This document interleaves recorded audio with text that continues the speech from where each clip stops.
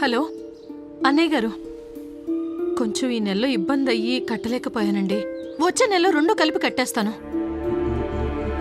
రే బాలాజీ, అమ్మా, నీ ఉద్యోగ ప్రయత్నాలు ఎక్కడి దాకా వచ్చాయిరా? ఎవరి దగ్గరికి వెళ్ళి పని అడిగినా మినిమం ఎక్స్పీరియన్స్ కావాలంటున్నారు. పోనీ ఏదైనా పార్ట్ టైం జాబ్ అన్నా చెయ్యొచ్చు కదా. ఇంట్లో చాలా ఇబ్బందిగా ఉంది. అమ్మా, ఈ రోజుల్లో డెలివరీ బాయ్గా చేరన్నా కంపల్సరీ బైక్ కావాలమ్మా.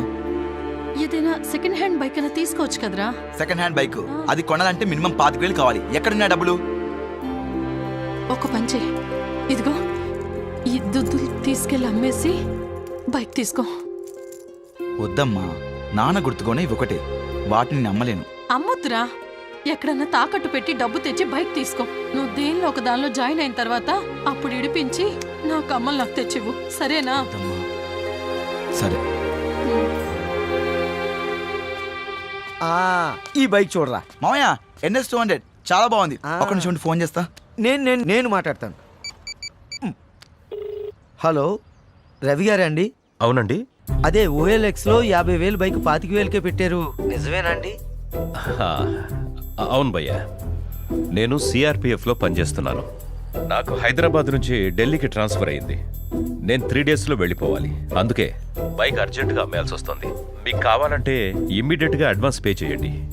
బైక్ కోసం నంబర్ ఆఫ్ కాల్స్ వస్తున్నాయి. భయ్యా కావాలి భయ్యా, ఇప్పుడే డెలివరీ చేస్తారా? ఇప్పుడు కొంచెం నేను బిజీగా ఉన్నాను భయ్యా. ఒక 10,000 పే చేస్తే ఈరోజు సాయంత్రమే మీకు పార్సల్ చేస్తాను. ప్రూఫ్ కోసం నా ఆధారు, నా జాబ్ ID సెండ్ చేస్తాను.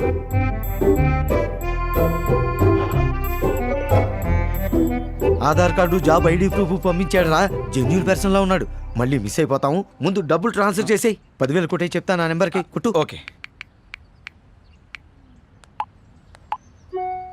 కొట్టేసాను మామయ్య.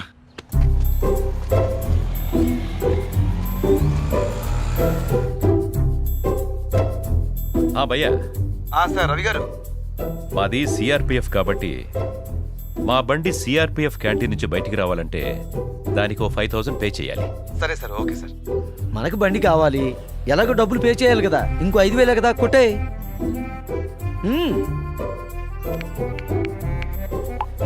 కొట్టేసింది మామయ్య. ఇప్పుడు మామయ్య ఒక నిమిషం.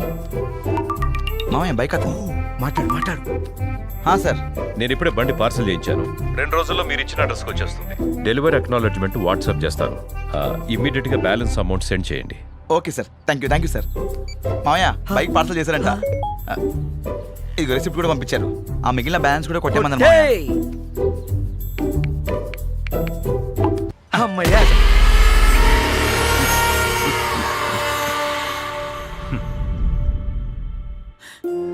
ఎంత పని చేసావురా.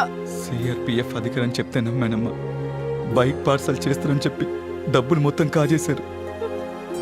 కష్టపడి రెక్కలు ముక్కలు చేసుకొని సంపాదించిన సొమ్మునంతా ఇలాంటి వాళ్ళొచ్చి రాబందుల్లా కాజేస్తున్నారు.